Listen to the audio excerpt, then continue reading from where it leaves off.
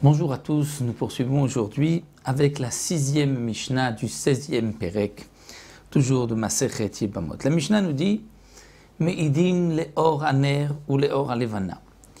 Donc comme nous l'avons vu dans les Mishnahs précédentes, lorsque un homme est décédé, on doit être sûr que c'est lui qui est mort pour pouvoir témoigner et dire que sa femme est dorénavant permise. La Mishnah vient nous dire que Meidin, on peut témoigner même si on a vu le mort que les or haner, c'est-à-dire pas à la lumière du jour, mais à la lumière d'une bougie, ou le or halevana, la lueur de la lune. C'est suffisant si on l'a reconnu pour ensuite venir dire que cet homme est mort et ainsi permettre à sa femme de se remarier. La Mishnah poursuit, nous dit aussi Umasiim alpi batkol. On pourra marier une femme si on témoigne parce qu'on a entendu batkol, un écho. C'est-à-dire que nous avons entendu un écho de loin, une voix qui dit un tel est mort. Même si nous n'avons pas vraiment reconnu la voix, nous ne savons pas qui est-ce qui a parlé, mais c'est suffisant pour ensuite venir témoigner et dire cet homme est mort et pour pouvoir permettre à sa femme de se remarier. La Gemara nous rapporte d'ailleurs une histoire. Maaseh be'echad, c'était le cas d'un homme chez Amad al-Rosh ha'ar ve'amar. Il était sur le haut d'une montagne et il a crié, il a dit Ish ploni ben ploni mimakom ploni met, un tel, fils de un tel, de tel endroit met est mort. Halchu ve'lo matzu sham adam. Ceux qui étaient là à côté, qui ont entendu cette voix, ont été et n'ont trouvé personne. Cet homme-là aussi qui avait crié, on ne l'a pas retrouvé. Ve'esiu et ishto.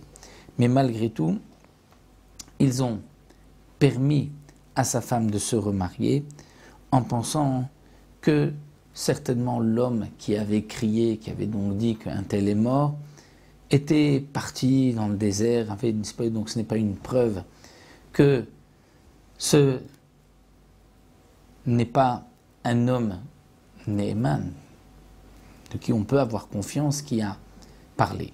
C'est-à-dire, comme nous expliquent les Rishonim, on aurait pu penser que c'est peut-être une des 5 femmes qui n'ont pas de Neemanut, qu'on ne peut pas croire, comme la belle-mère ou la belle-sœur ou la belle-fille, et donc on aurait pu croire que c'est peut-être aussi un non-juif qui a crié, puisque on ne sait pas qui est-ce qui a dit que cet homme-là est mort. Eh bien, malgré tout, bien qu'on n'a trouvé personne, les Khamim m'ont dit on peut permettre à sa femme de se remarier. On considère que c'était un homme kasher qui a donc ainsi proclamé et qui ensuite est parti même si on ne l'a pas vu. Veshuv Maaseh Betzalmon, c'était encore le cas dans cet endroit, Tzalmon. Bechad, un homme, chez Amar. Il a dit Ani Ishploni ben Ishploni, je suis un tel, fils de un tel. Et il témoigne sur lui-même, et il dit aussi de tel endroit, Neshachani Nachash, un serpent m'a mordu, va réanimer, et je suis en train de mourir. Je meurs, ve'alchou ve'lo ikiru. Et lorsqu'ils sont arrivés sur place, ils n'étaient pas reconnaissables. Lorsqu'ils l'ont vu, on ne pouvait pas, il n'était pas au sol, on ne pouvait pas témoigner pour lui. Eh bien, malgré tout, Vissio et Tishto, les Khamim ont permis à sa femme de se remarier, étant donné qu'on avait entendu cet homme-là dire « Je suis un tel, fils de un tel, de tel endroit », et je suis en train de mourir. Ensuite, on a retrouvé un corps. C'est vrai qu'il n'était pas reconnaissable, mais malgré tout, on considère que c'est cet homme-là. Et donc, puisqu'on a entendu de sa bouche qu'il est en train de mourir, on l'a vu mort, on se dit que c'est certainement lui qui est mort. Et donc, sa femme pourra se remarier.